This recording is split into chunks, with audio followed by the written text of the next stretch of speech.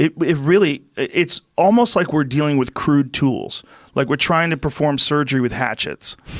Like fuck, man. Like, how do you get to those people and have that discussion with all those people? But this is, I mean, in terms of there being too much to talk about and cover, that's where I do think that things like the New York Times can make a real contribution, because there are adults in the room deciding what the important news is that you should pay attention to. Yes. In theory, at least. Well, no, I wholeheartedly and agree.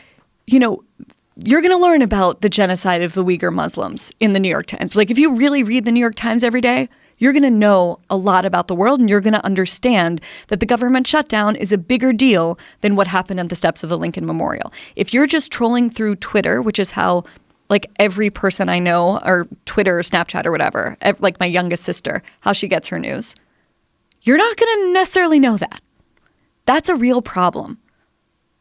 It is. I don't know how to solve it other than tell people to subscribe to newspapers, which still have some standards and which still, when they make a mistake, correct the mistake. How many of those are left? There's a few. Yeah. I work at one of them. You work at one of them. You definitely do. I mean, look, I said something to someone from the New York Times online after an article that they wrote about a fight. There was a boxing match between Conor McGregor and Floyd Mayweather. It was a great fight. Floyd Mayweather schooled him. But at the end, it said that Conor McGregor's face was swollen and bleeding, and he was knocked through the ropes. And I said, you can't say that, because everybody saw the fight. That didn't happen. In this crazy time where everybody is crying out for fake news, you can't say his face was covered in blood when there was no blood. You can't say that. Like, don't do that. Was it corrected? It was corrected, which is so rare.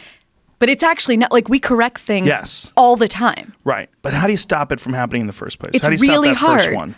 Well, no, the first one is really hard. I mean, it's blood. No. Blood when it doesn't exist. No. When I'm saying it's really hard, what I mean is journalists just shouldn't make mistakes like that. Right. But we do. The difference with the New York Times and any number of these other places is that we say we made a mistake and we correct. Well, it's hyperbole. That matters. Right. Yeah, it's purple prose. It's like someone getting ahead of themselves, having a little too much fun. I don't remember that article. Well, it wasn't. I don't necessarily think it's getting ahead. I mean, it's fiction. They applied fiction to an actual sport event, which I thought was bizarre. But they corrected it. They did correct it. Well, here's what's important. What's important is you can at least get a better version of the facts there than you can anywhere else. Yes, and I guess there's some people in the new media landscape that I see, and I don't know if it's because they want to sort of gin up their own audiences or what, like nihilistically getting on, like using Trumpist language to describe the press.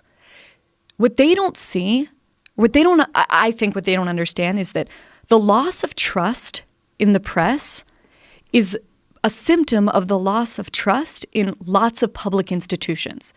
The WHO, the World Health Organization, just came out with this terrifying report where like one of the top 10 threats to health in, I think, the country, we should look this up, is people who aren't getting vaccines. People who think vaccines cause autism and are not getting vaccines.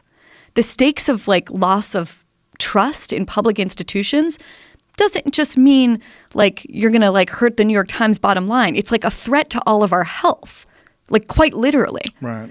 I see these things as being very, very connected. So when I see people gleefully celebrating like the fake news of the New York Times, I'm like, do you have a better alternative right now?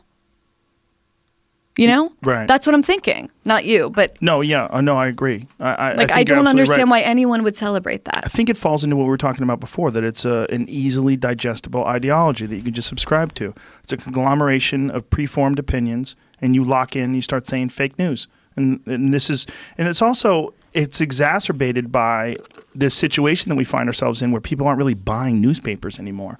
You have to get people to subscribe. I subscribe to several on my phone and on my computer, and that's how I digest things now, or an iPad. When you think about what they have to do to get those clicks, and you see these weird, like, this is not a knock on Forbes. I think Forbes is an excellent periodical. They're great.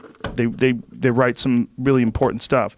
But almost every month they will write this super clickbaity thing about cell phones. Like, it comes with a nasty surprise. The new Galaxy S10 has a nasty surprise. And it's so unimaginative. Is it always nasty? Yes. Look, see if you can find how many nasty surprise articles about iPhones and iPads. I see them about video games and stuff a lot, Yep. too. They have, like, a contributor network that people are just allowed to write articles on. And how they allow Right. that. Like, remember sense. Huffington Post used to have that too? Yeah, that fucking stuff is so dangerous because as soon as people lose their trust that you are unbiased and you're giving them an objective perspective on exactly what's going on, as soon as that, I mean, it might be nothing when it comes to Galaxy S10s or whatever the fuck they're talking about. This has a nasty surprise, but it flavors your perspective on news. Of course it does. And these people are fighting for their life.